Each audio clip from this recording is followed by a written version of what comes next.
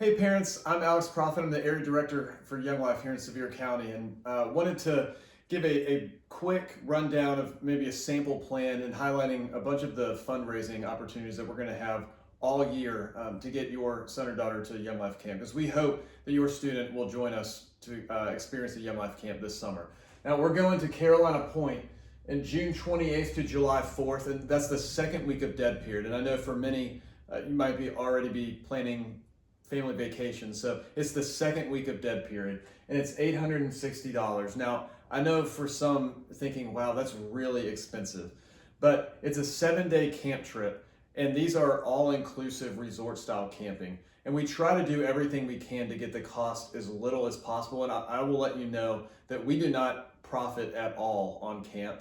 Everything is at cost to get, again, to the most affordable as possible price that we have. If anything, we actually lose about 10 grand on camp every year, giving away scholarships we don't have because we want as many kids as possible to get to experience a Young Life Camp. And this summer's trip, currently we have 30 spots. Now we're trying to fight for more, but currently we have 30 spots. And here's how sample plan and fundraisers are going to work, because I know I've been doing this long enough to know that no matter how many fundraisers we do and offer throughout the year, for whatever reason, kids do not relate that to parents. So hopefully this will be insightful. We've got the first one we already just did, which was working the banquet. Kids can work the banquet for money off camp.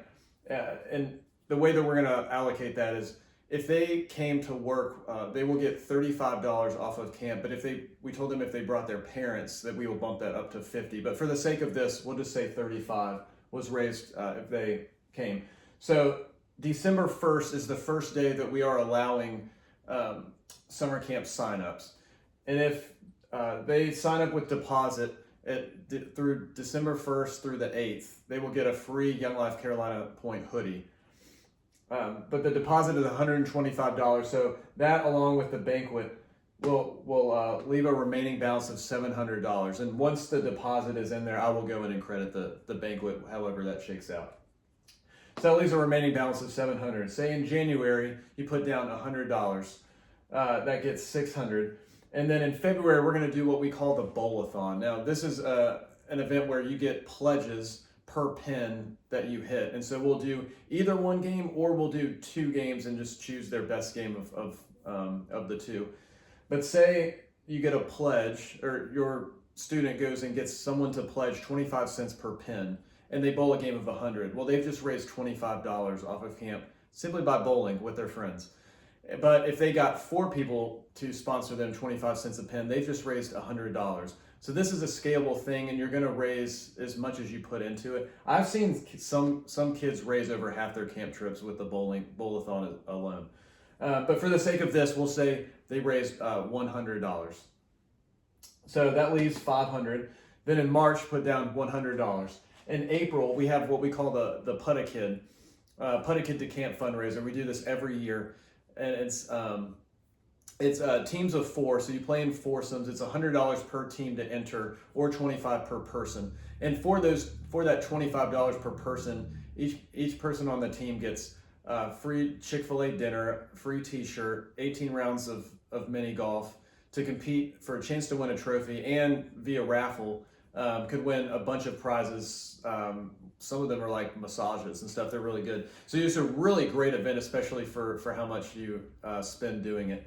But if a student brings a team of 4, and it is ideally adult teams, so not like 4 of their buddies coming and playing, because we want kids to help work at the Put a Kid stuff too.